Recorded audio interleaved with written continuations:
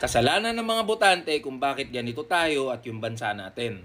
Ako mga boss, agree tsaka hindi agree. Una, may mga botante naman na nakapag-aral at maganda yung posisyon nila sa buhay. Pero pinipili nila na magpakatanga at binoboto yung mga kagaya rin nila na tanga. Meron din ng mga tao na wala lang pakialam. Yung trip-trip lang na iboboto yung sikat, yung artista, yung anak ng mga politiko, kamag-anak ng mga politiko. At pangatlo, yung pinakamalaking percentage ng mga botante, yung mga nabudol o natulak lang nung sitwasyon kaya sila bumoto sa isang politiko. Alam nyo ba na 8 out of 10 ng mga botante ay nanggaling sa Class D tsaka Class E?